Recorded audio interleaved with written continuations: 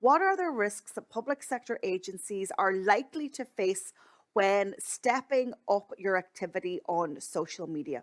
Well, the first is saying something wrong. Now, what I mean by wrong is inaccurate or perhaps releasing information a little bit too soon or releasing contradictory information. So that's always a big fear.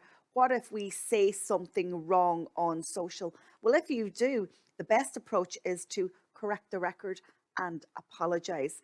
Another risk factor from public sector's perspective on social media is trolling and abuse. And I spoke about this in a previous episode. And really, you need to have nailed down your rules of engagement when your staff are put front of social networks and then facing the public.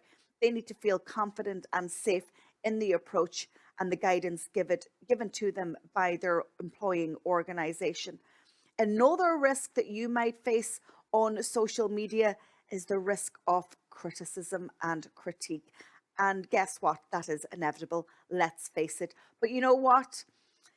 Russel Lolacher from the Ministry of Transportation in British Columbia said at the summit, lean into the comments, lean into the criticism.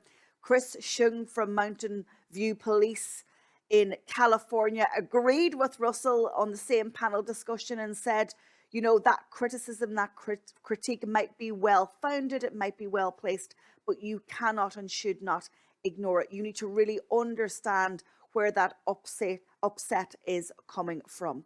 So a final risk that public sector pros will face on social media is the risk of showing up and then not showing up.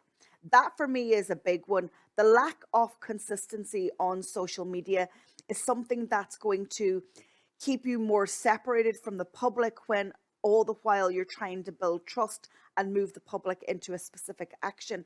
It also is going to harm you in terms of your organic reach and how the algorithms are responding to your frequency and your consistency on the social networks. But hey, of course, there are dozens of other risks that you can think about.